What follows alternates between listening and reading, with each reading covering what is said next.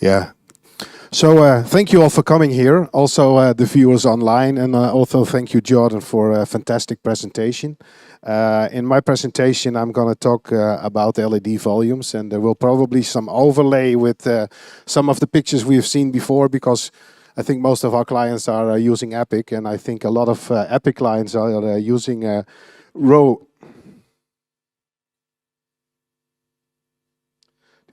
Just need to see how the clicker works, but.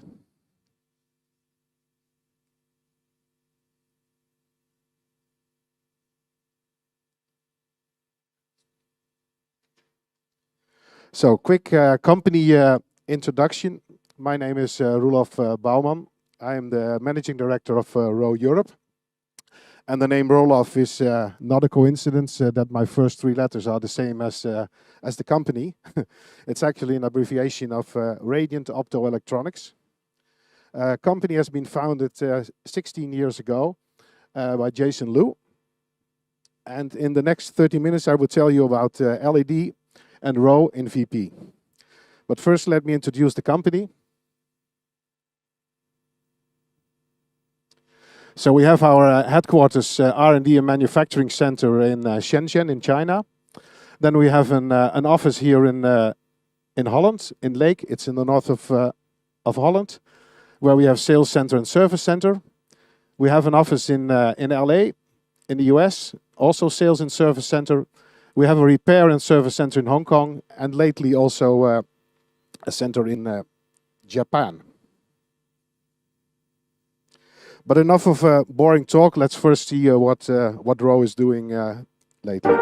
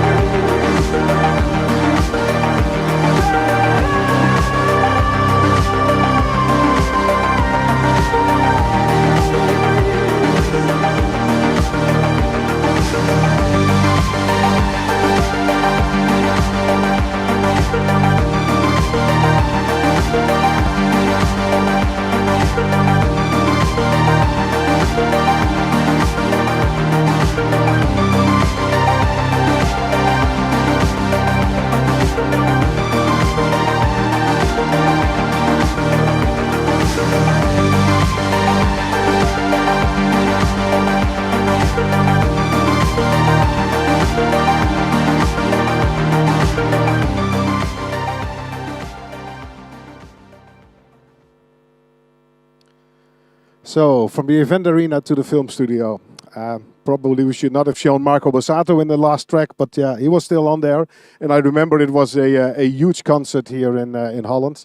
And after that show was done, it was done by a company called Faber in Holland.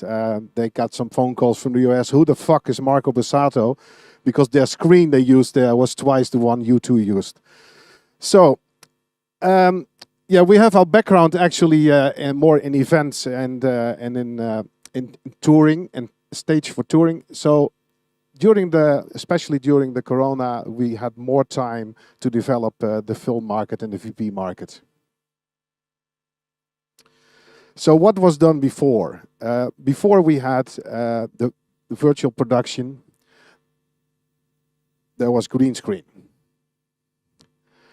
Having a green or solid color in the background and just post-production key out all the green color or a different color. The issues with the green screen is you have green spill, no real reflections. It's difficult for actors to work in an environment, especially for hybrid events, if they do not have the experience to be on a stage and be in a space where they cannot see any backgrounds.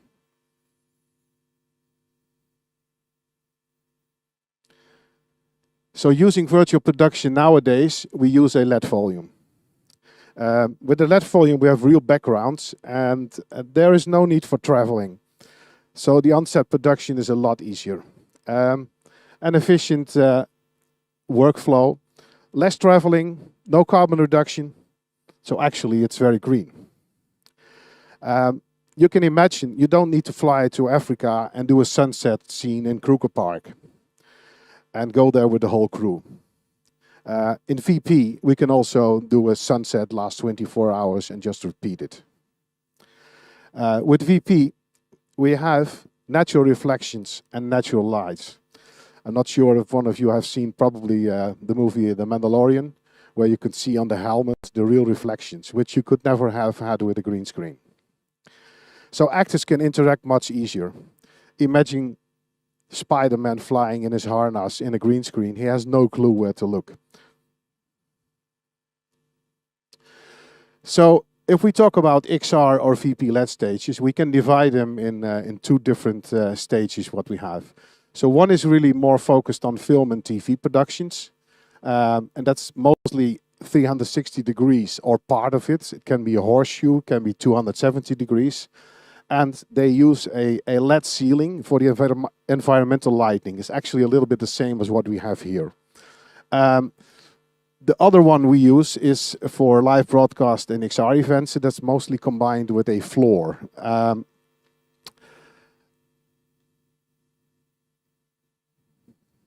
So the use of LED screens in virtual production. We have two different uses of the LED panels. So we have the ICV-FX. Yeah, try to spell this 10 times in a row. So just let's call it in-camera visual effects. It's a little bit easier. This is the LED on the camera, and this is divided in real-time rendering of the image in the so-called frustum, what we can see there in the middle of the picture.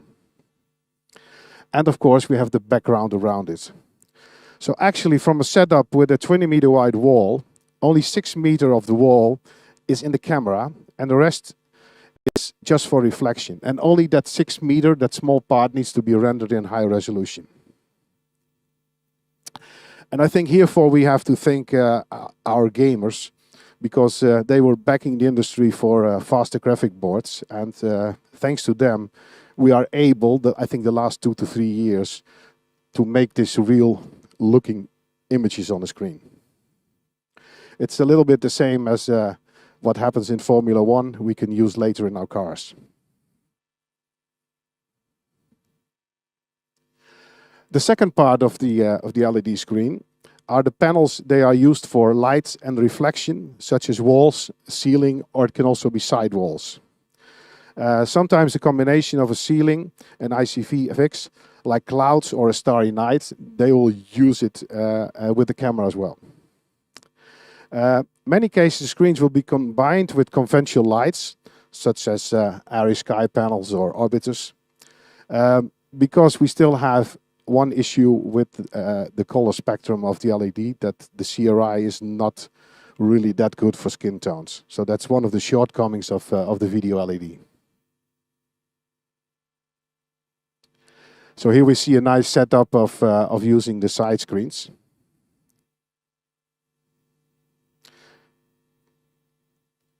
So we have some additional technologies in lately been developed.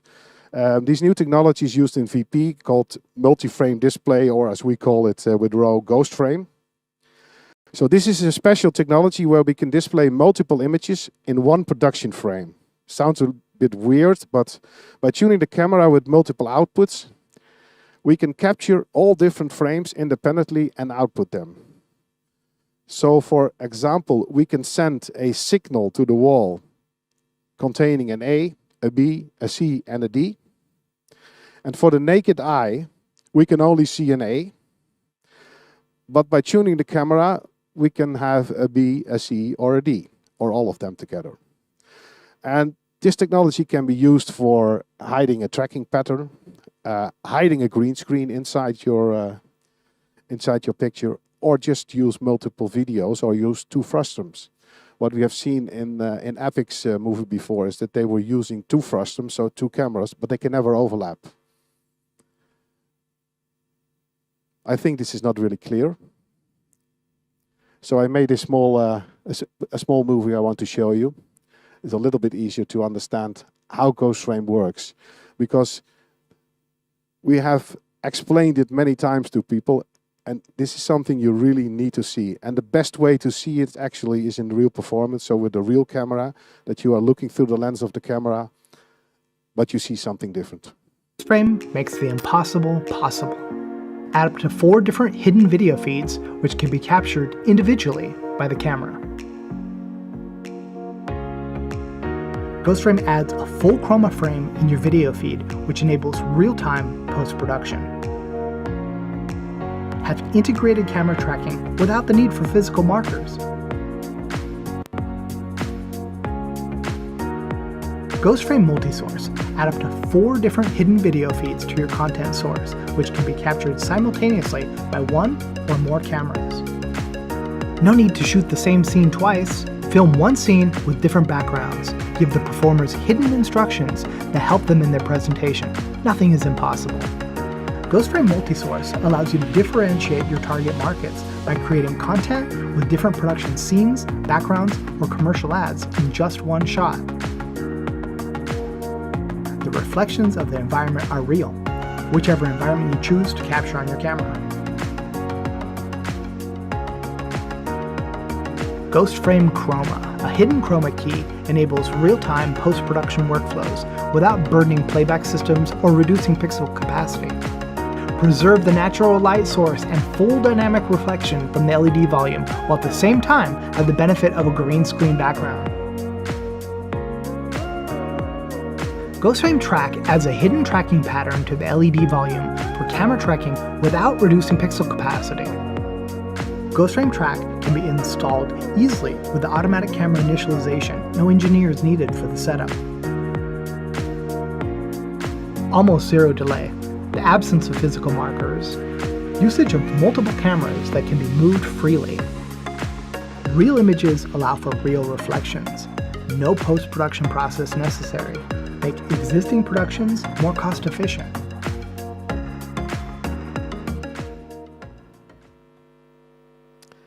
Yeah, and for those of you who really want to see it live or want to play with it, we have a very nice setup in our showroom in Lake. And well, send us a letter or an email later, and be free to make an appointment, because it is really something you need to see and play with it. It's not only for film, but we also think it can be really great for broadcast, because there are so many options. So choosing the right product for an LED volume, that's not that easy, because we think, oh, it's very easy, just put an LED wall, take a camera and some lighting, and we can do virtual production. So which panels do I need? Which panel is the best? Well, ask a cameraman which lens is the best. It's not that easy. And it really depends on the size, on a lot of things. So we have constantly updated the shapes, the sizes of the panels, the performance of the panels. It's still an ongoing process. And that's the same question with the pixel pitch. So as you can see, the smaller we make the pixel pitch, the more LEDs we will use, and which will have issues later on with all the components and the upstream processing. So how does it work with an LED screen? So first of all, we have the PWM for dimming the LEDs. And this can be done up to 16 bits. So we have really tiny steps of dimming LEDs. The second thing here is the scan rate and the refresh rate. We have to understand that not every LED is by a drive IC at the same time on. There is a scanning pattern, and this is to reduce the number of the drive ICs which are in an LED board. So the more pixels you have, the more difficult it will physically become to put all those LED drivers on the board. So they have invented a technology called scanning. And for the naked eye, this is not an issue. And for normal camera work, this is also not an issue. So what we have seen in the last 5 years is that the scanning became larger and larger just to reduce the cost. And now we found out that when we really want to use it on a camera, especially with a rolling shutter camera for film, that we need less scanning. So we need more performance in the LED boards. So that's a challenge for all of us.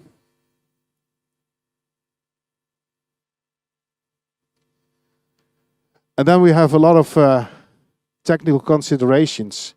So let me explain a little bit. So there are a lot of words we hear. So pixel pitch, that's the distance between the LEDs.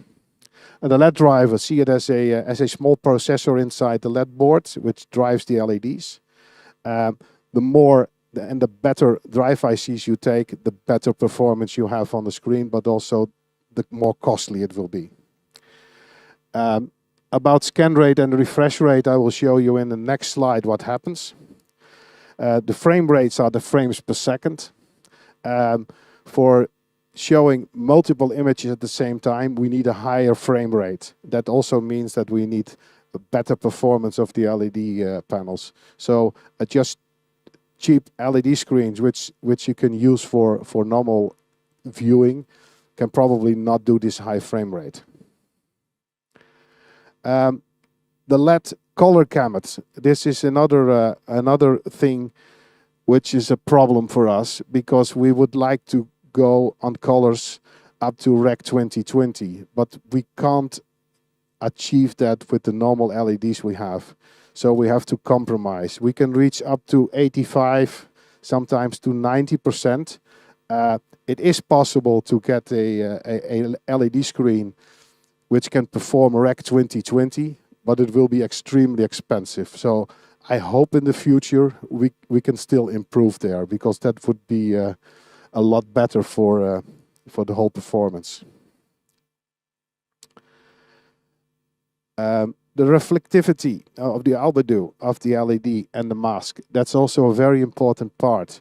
So using normal LEDs, they can be more reflective, and if you have a set on stage and you have lights on it, you don't want to have reflections which should not be there. So we are trying to bring different coatings on the LED to get the reflection better, and also the mask, so the material around the LED.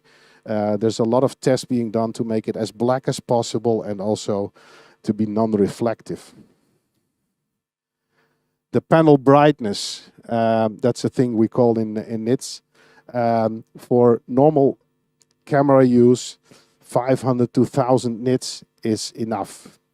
But to get the reflection from the screen, you want to have more brightness. So that's always a challenge of how much brightness you can get from the LED. A stacking structure. This is also something what we provide with the whole system. As you can see here, there is a truss cave has been built, and the system, the LED wall here, which is, by the way, a diamond wall from Roe. It has a stacking system on the back. This also needs a structural report. In the beginning, it was up to 5 or 6 meters, the usage, but now we have studios who want to use it up to 10 meters in height. So that's another challenge for us to make a new system for this, and also to get structural reports for this. Choosing the right curve. It is also important for your sound reflection. If you make a 270 degrees or 360 degrees curve, you can imagine if you are in the center, you get an echo from everywhere. So there is also some options of slightly using different angles between the panels. So instead of having everything on 3 degrees, if you go from 2 to 3 to 2 to 4 to 3, you can break the waves of the sound a little bit.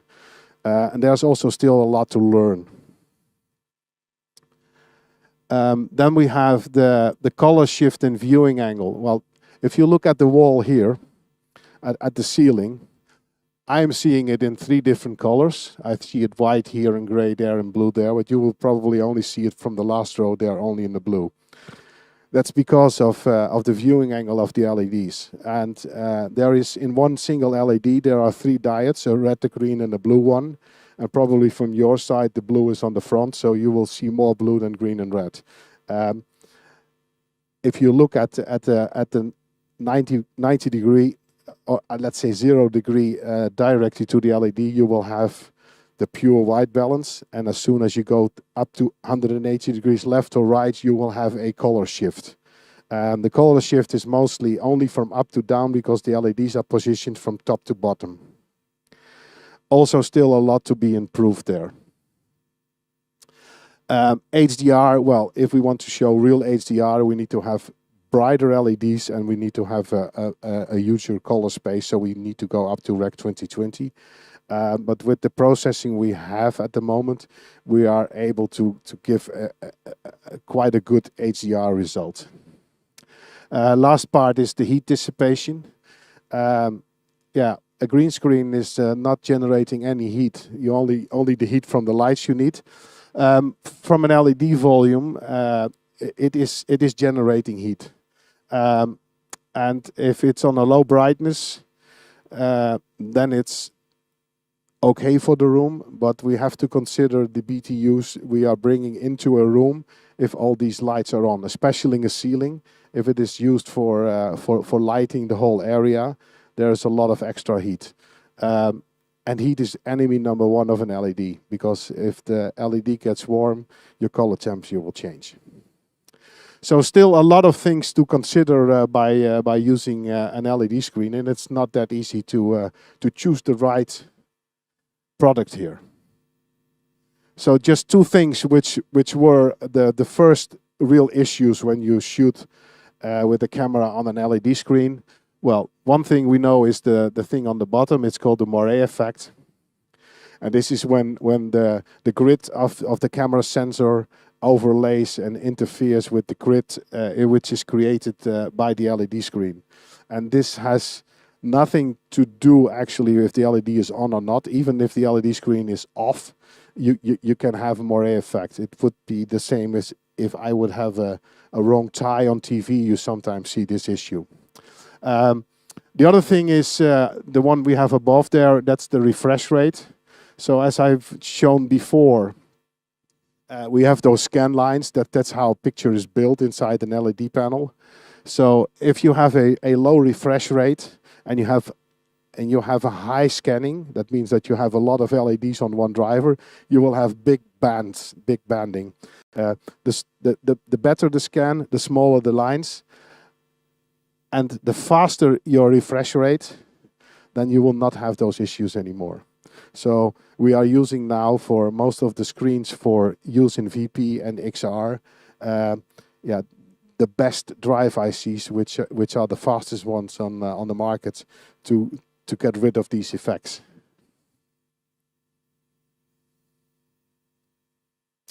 As said before, another point to consider is the color space. There are 2 issues.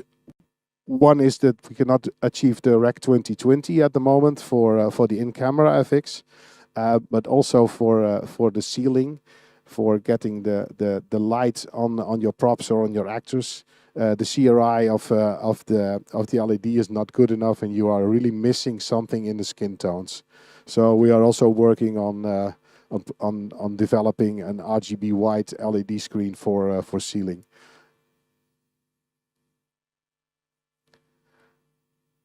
Well, looks a little bit as the same map we've seen before with Epic, because I think most of the studios Epic done is the studios we have done. So this is a small overview of a lot of FX and film studios around the world our teams have installed, and I think maybe 80% of it is from the last 2.5 years. So it went really fast. And as of today, well, it's not officially opened, but we can add the Bua studio here in Breda as well. So congratulations to everybody here. And as final slides, some eye candy from some nice movies where raw visual has been used in their studios. And yeah, maybe in the near future, some of you will make a production and will be on one of these slides as well. Who knows?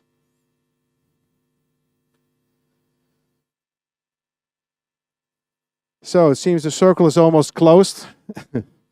And this brings me to the end of my presentation. I hope you have a better understanding how LED has been used on the VP.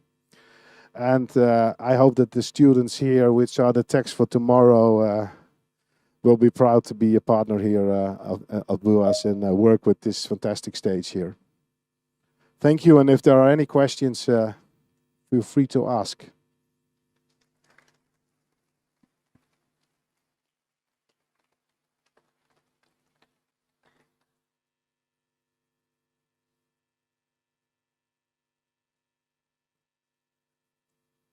Yes.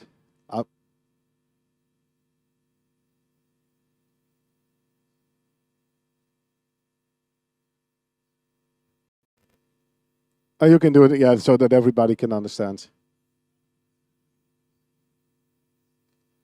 No, you can't. No, there is a trick for it. So you can't see it because we use a technology to hide the frame you see by inverting that frame right behind it. Yeah. So let me say it on a different way. What if you have green and you would add magenta? What would you see? Yes. Well, that's the whole trick. Yes. Yeah.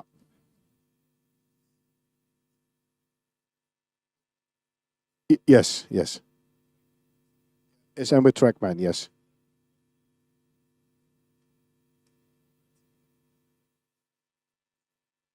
Well, actually, Ghost Frame is a collaboration between Raw Visual and Megapixel, which is making the processing, and AGS, who owns the patent of this trick.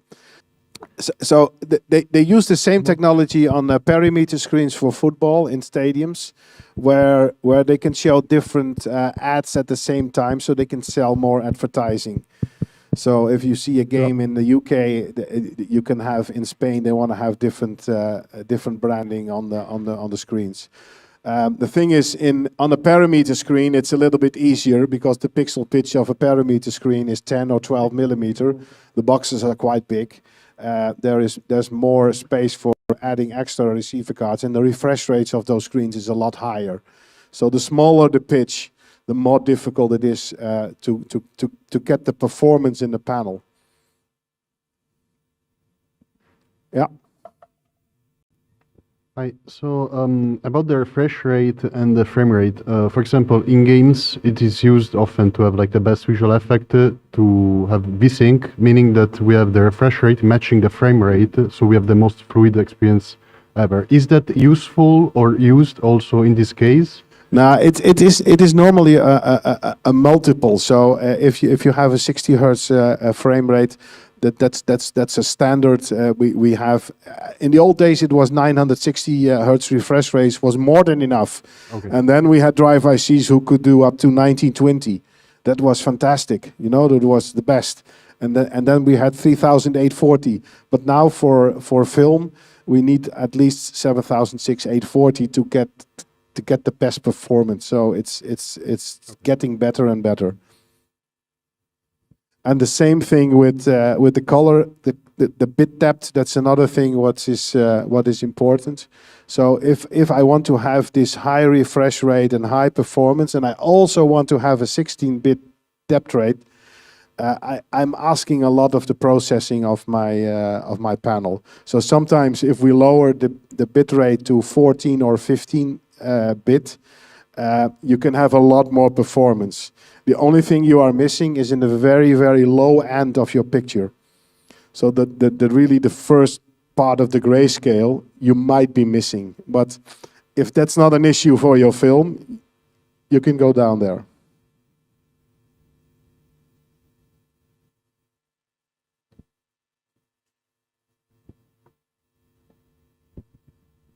Thank you.